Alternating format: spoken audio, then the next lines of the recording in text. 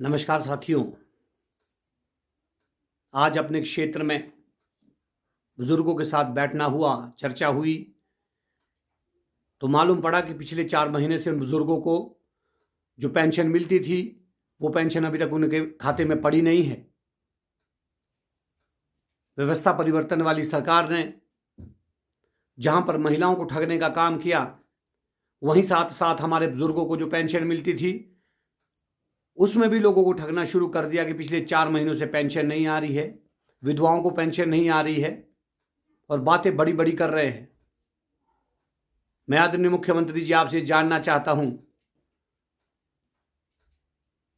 जो बुजुर्ग आज पहाड़ी क्षेत्रों में, दुर्गम क्षेत्रों में रह रहे हैं, जिनका खर्च इस 1500 से ही चलता था,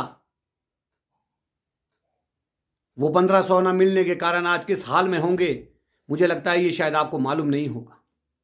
क्योंकि आपकी व्यवस्था परिवर्तन वाली सरकार में तो अभी भी चेयरमैनों की जो नियुक्तियां हैं वो हो रही है। वहां पर कोई संकट पैसे का नहीं है कि जो उनको तनख्वाह और भत्ते मिलने हैं, लाखों रुपए, वो उन्हें मिल रहे हैं, लेकिन जो हमारे बुजुर्गों के 1500 रुपये हैं वो आपकी ये सुख सरकार दे नहीं पा रही है। ये कैसा व्यवस्था परिवर्तन है, ये मैं आपसे मुख्यमंत्री जी जानना चाहता हूं। हर वर्ग को आपने ठगने का काम किया है। आज बुजुर्ग अपने को ठगा हुआ महसूस कर रहे हैं, महिलाएं अपने आप को ठगा हुआ महसूस कर रही हैं, जिनको आपने 1500 देने का वादा किया था। युवा जिनको आपने कहा था कि 1 साल में 1 लाख नौकरियां देंगे, वो अपने को ठगा हुआ महसूस कर रही हैं। 1 लाख तो छोड़िए, मुझे तो लगता है कि आपने 1000 नौकरी इन 2 सालों में युवाओं को नहीं दी है। किसान बागवानों के साथ कितने बड़े बड़े धोखे हो रहे हैं, जाली की सब्सिडियां नहीं मिल रही है। जो हम सामान खरीद रहे हो, दुगने दामों पर हमें एचपीएमसी से खरीदना पड़ रहा है। हर वर्ग को इस कांग्रेस की व्यवस्था परिवर्तन वाली सरकार ने ठगने का काम किया है। और आज देखिए, हमारे मंदिरों से पैसे मांगने लग गए हैं। अगर उन पैसों का ये सही इस्तेमाल करते, हमारे बुजुर्गों को उससे पेंशन देते तो समझ आता, लेकिन अपने मित्र मंडली को खुश करने के लिए लाखों करोड़ों रुपए ये ऐसे ही हमारे मंदिरों और अन्य संस्थानों से ले रहे हैं।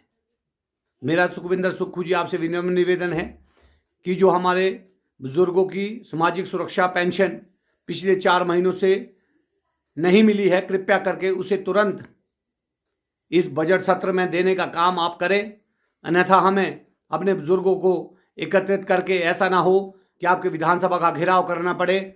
इस 60-70 साल की उम्र में अगर बुजुर्ग वहां पर आएंगे तो फिर आपका